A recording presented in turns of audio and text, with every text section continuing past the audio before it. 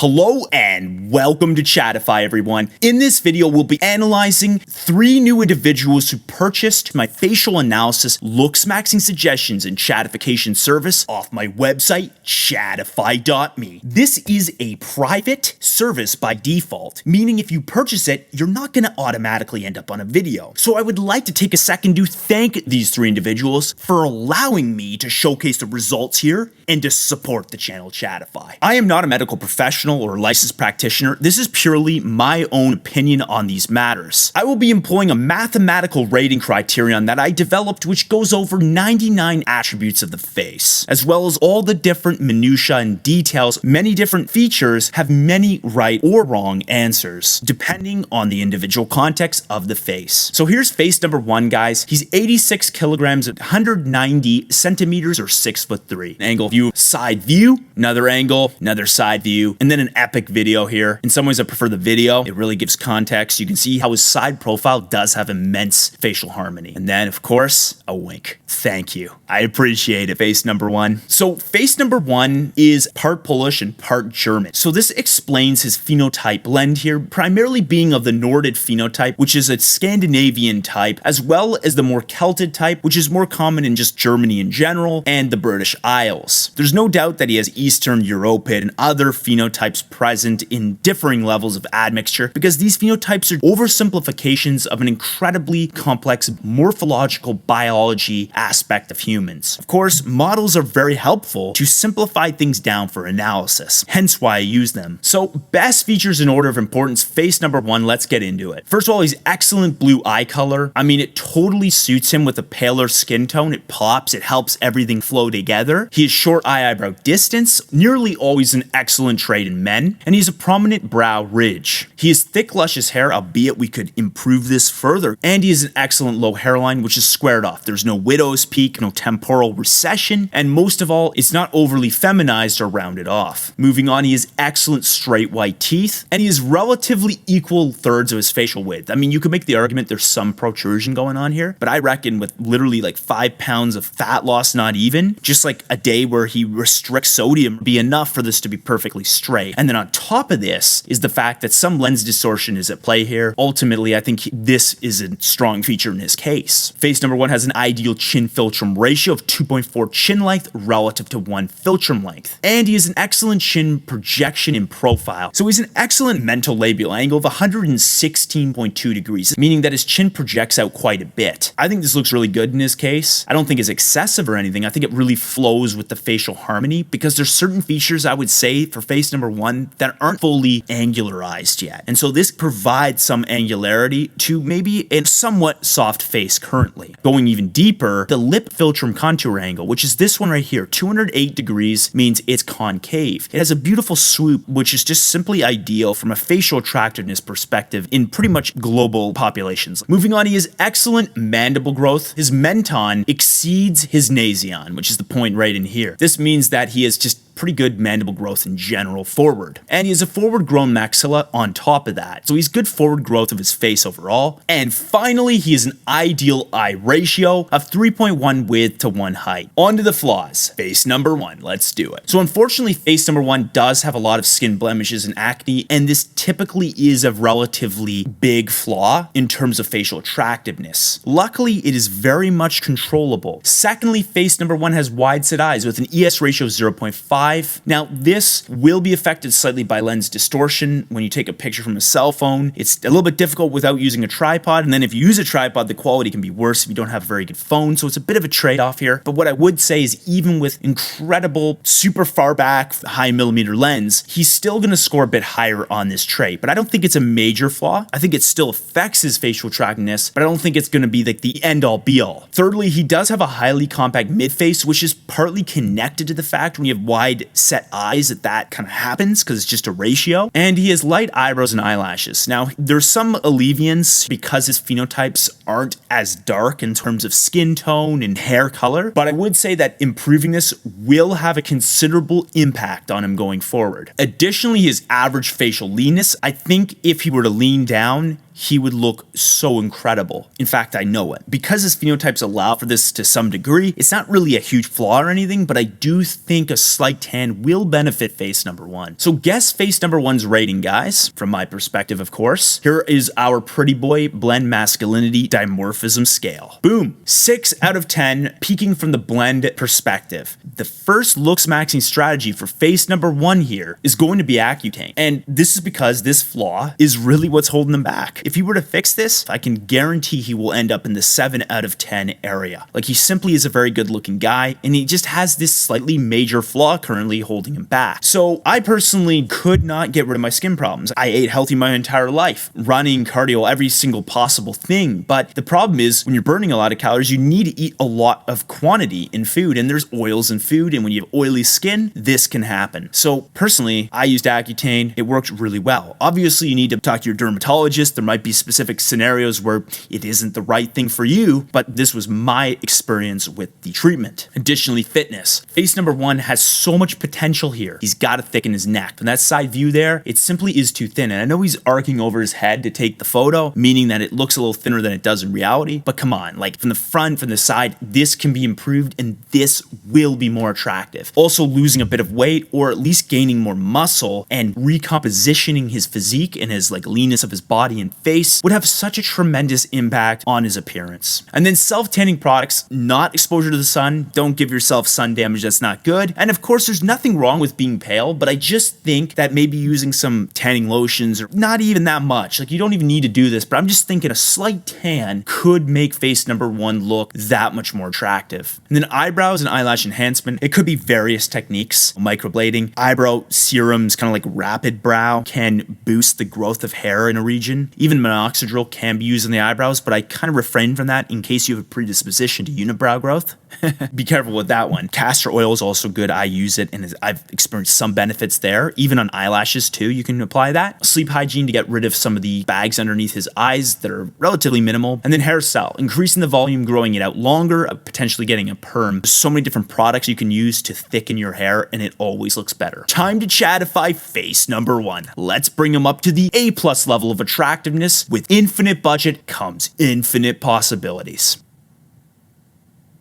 Wow. This is the example of someone when they have immense potential. Incredible. And then I simulated a longer hair variant for face number 1. Also looks just incredible. Here's a quick breakdown of what my website includes. My conventional package here includes a face rating out of 10, which comes with detailed analysis, Looksmaxxing suggestions, and one Chadified image, as well as a morph video showcasing the before and after transformation. All of this is done while taking your masculinity and phenotype into consideration. Also have add-ons, the first one being add more chatified images. This one is extremely common if people want a side profile shot chatified as well as maybe a smiling shot. Many people like to add more. Secondly, I got a quick delivery 24-hour service. On to face number 2, guys. He's 35 years old at 139 pounds and 5'10". So he's very light for his height. He has huge potential to bulk up going forward. Here's a side view. Here's a smiling shot. Face number 2 is a strong match of the Tyrannid phenotype. Why is this? So his nationality and genetics reside in Kazakhstan.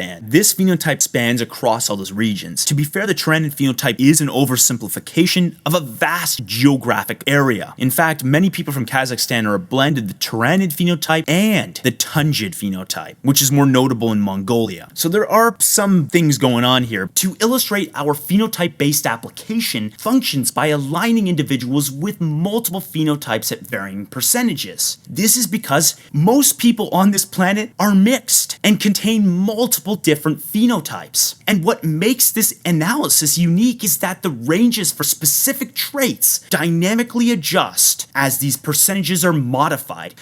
Ironically, at a first glance, the software may appear to use boxes. It operates fundamentally as a continuum model, reflecting the complexity and fluidity of human ethnicity. For example, someone who is 80% Armenian and 20% Ethiopian will have a unique range of values on this continuum, literally tailored to that specific blend. Now consider a hypothetical individual who is 1/4 Congolese, 1/4 Nilotic, 1/4 Mediterranean, and 1/4 Persian. if this individual inherited a higher proportion of traits influenced by dominant alleles, often observed in many African ethnicities, these percentages could be weighted more heavily, say 30% or more for each African phenotype, rather than being constricted to fixed percentages or a single group. This approach highlights the true complexity and fluidity of human ethnic diversity.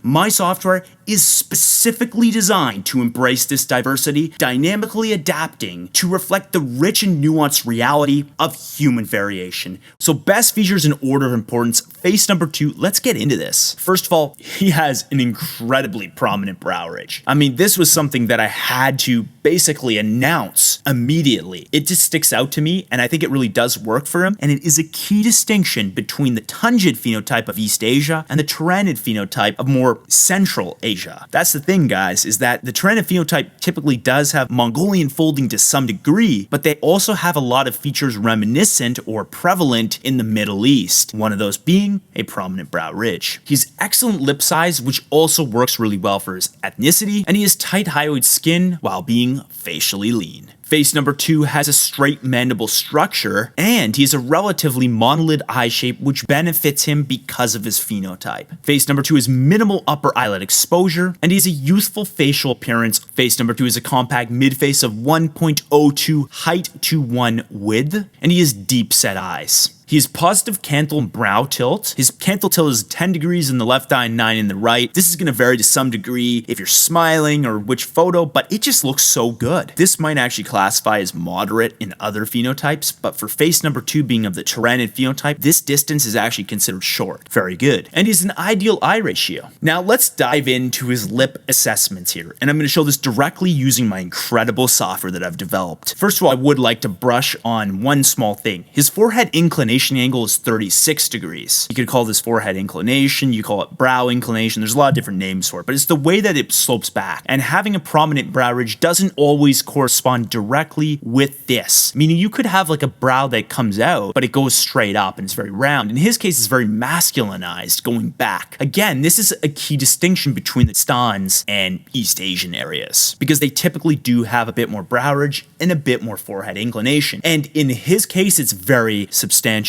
Now, with that out of the way, his Ricketts E-line is excellent. In Asian phenotypes, typically you want the lip projection to meet the Ricketts E-line. This is different from European phenotypes where it's sometimes a little bit behind it. Then moving on, we go over to the Steiner S-line, where he has some projection beyond this line. Again, this is perfect for his phenotype and for his ethnicity, being that he's Central Asian. Moving on, we go all the way over to the Burdenstone line, which basically connects the Pagonian all the way to the subnasal region. In this case, he has a lot of projection, which is ideal. And then finally, his Holdaway H-line. It's only one measurement that matters, and it's how much the bottom lip kind of meets this line. This is independent of phenotype. This is something that if you exceed it a lot or you're way behind it, it can infer that you have an underbite or an overbite. If it was ahead, it would mean that you have a class 3 bite potentially. And if it was behind it, it would mean that you have a class 2 bite potentially. So not good. And that's why this one is kind of like not really related to the other 3 lines, if that makes sense. Still very useful to look at, and face number 2 hits everything home perfectly. Facial flaws in order of importance, face number 2, let's do it. First of all, he's a steep gonial angle. There's his gonial angle, 133.2 degrees. This is too high, and his jaw actually looks quite good. Interestingly, his lip assessment, the Holdaway line, literally insinuated that he probably doesn't have a class 2 bite, but sometimes the jaw has more to offer to the story. And in his case, it does insinuate 2 different angles, actually. His mandibular plane angle at 22.8 degrees is on the higher end of optimal. So not really bad, but not great either. But his ramus inclination angle is 20 degrees. Again, a little bit higher than optimal. And because both of them are maybe about 5 to 10 degrees beyond optimal, you end up with a situation where your gonial angle is unfortunately 133.2 degrees. Moving on, he has wide set eye spacing. This is somewhat pulled off considering his phenotype and facial harmony overall, but it's still a relatively major flaw. Additionally, he has a long philtrum, 1.86 length of the chin relative to his philtrum, meaning this probably should be longer. But then there's some weird situations going on here. And it's the fact that if we were to extend his chin more, it would just simply not be optimal. And there's a reason for that. It's partly because he has a thin midface of 1.51 length to width, slight eye bags, of course, and a slightly long face. And this is what I was trying to get at. The thing is that he has a 1.54 to 1 length to width ratio. Interestingly, because of many of his very kind of notable features that are distinct for his own appearance and his facial harmony, of course, he can actually pull off this look considerably because the longer philtrum is kind of offset by the slightly long face appearance. That said, it's still somewhat a flaw for sure. You wouldn't want to extend his chin any longer because he also has a long lower third, which is 37% of his facial length index here. So 30, 33, these are great. And the fact that he's a shorter upper third, I mean, that's a great place to be in at 35. With this head of hair, man, like this guy is in great position youthfully, but this lower third is a bit long. And I actually think we can use this to his benefit going forward. Additionally, he has a steep jaw frontal angle, also commonly associated with having a steeper gonial angle, and simply a longer face in general leads to this. Ideally, that should be more like 90, like a right angle. Well, guess face number 2's rating, guys.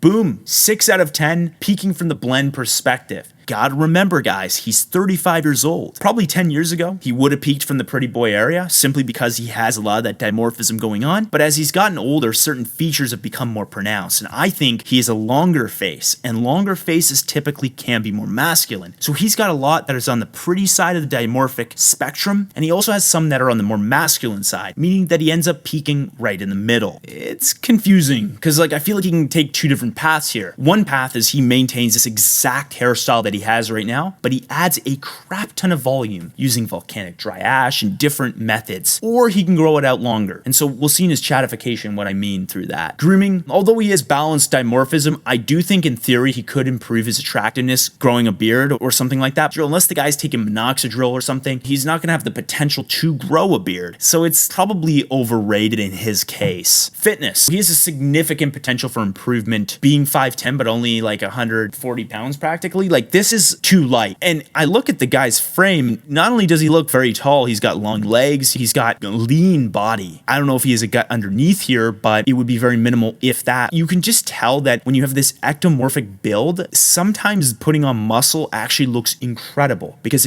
you look tall while building more muscle. He does not look 5'10" to me. He genuinely looks like he's like 6'2" in these photos. Teeth whitening, Crest white strips for whitening teeth, always a go-to. And then for eye bags, using caffeine infused eye creams. You can do things like using cover up certain areas like this, like they're not really age spots, but they might be like scarring or just freckles and different things. Like you can minimize this and the nasolabial folds. And then eyebrows and eyelashes, rapid brow. I've talked about this a bit earlier. I really think it can be helpful for boosting eyebrow and eyelash growth. And then castor oil to nourish the follicle. So time to chatify face number 2. Let's do it. And here's his dimorphism graph. Holy crap, amazing. And you know what? We're implementing those realistic changes that face number 2 can do, and he looks way younger. And then we move on to our zoomed in chatification here, thicker hair I was talking about, and then the longer haired variant. And then this is a incredible side profile chatification for face number 2. I think this is where you see that this guy has immense potential with just some small adjustments. A lot of it did come down to like enhancing his chin just a little bit, bringing it forward a bit, and his lips up, just like a small lip lift could be potentially used, and even his ramus, just bringing it a little bit back like his gonian structure, and then thickening his neck out would have a tremendous impact. But by the way, even if he does nothing there, hitting his eyebrows, fixing the skin up a bit in the eye bags, as well as thickening the neck, that's enough to get a huge improvement in general. All right, so finally,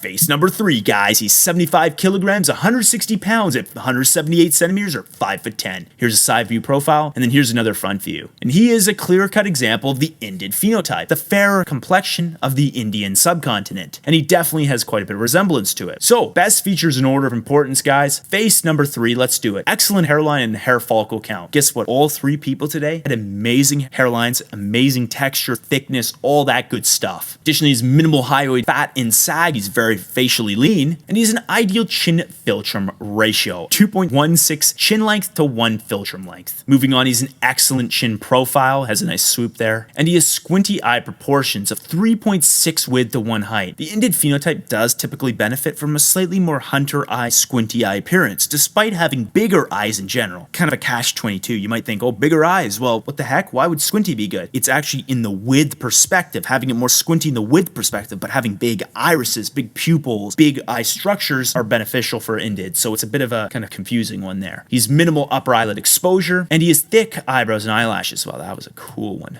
He's short eye-eyebrow distance, just really short. I know he's kind of frowning a bit. And finally, he's an excellent tan, vibrant skin tone, reminiscent of the Indid phenotype. Facial flaws in order of importance, face number 3. Let's get into it. His super tip break area has a very unique shape. What it is it's simply between the rhinion or the dorsal hump area and then pronasal, the part that's pointing out at the bottom. So it's kind of like in between those areas. Most people, it's very flat, or it might kind of protrude out or protrude in rather slightly. But in face number 3's case, it protrudes in a lot. From the side profile, it's not bad. It looks quite good, but you can tell it's got this shape which is very unique and a slightly bulbous pronasal region. Nothing too problematic, but I would say it does detract from his appearance to some degree. In theory, he could be sucking in air while he's taking these photos. I don't know for sure, because some people's noses will make this shape, but I would say it's not quite ideal. Additionally, moving on, he is neutral canthal tilt and is negative in some photos. And this one here is -1 degrees and 0 degrees. I mean, if he tilts his head, it might look better, but ultimately it's not in the ideal range either way.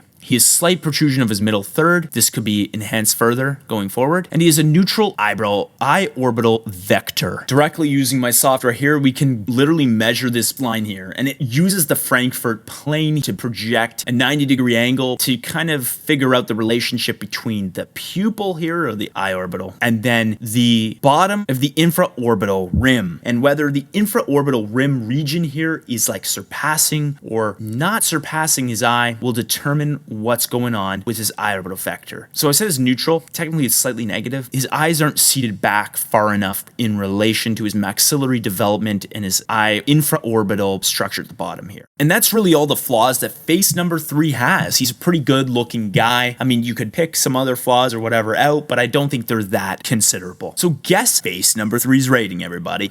Boom. Achieving a 6.375 score from the blend perspective, peaking from the more masculine zone at about 6.5. Looksmaxxing advice, face number 3 needs to look into fitness. You can see with his physique here that he has tremendous potential, in my opinion, to improve going forward. And honestly, a lot of people like to say, oh, well, fitness is not that important for facial attractiveness. It's not that important for attractiveness in general. And I say, you just didn't take your fitness journey far enough. You gave up too early. Ultimately, big muscles, small muscles, whatever, but lean muscles, that's what you need. I'm not saying that face number 3 doesn't have this. I'm just saying he could really enhance it going forward. Mastic gum to thicken his gonian and then achieve a more equal thirds of his facial width. Hairstyle, massive potential here, honestly. Like, I think he should grow it even longer, thicken it up more, just really focus on getting that beautiful wave. I am so incredibly happy that face number 3 doesn't have a fade or any of that. I think having a bit of hair on the sides here flowing out looks amazing. I don't think face number 3 should change that. So time to chatify face number 3. Let's take him up to the A+ level of attractiveness. Holy crap.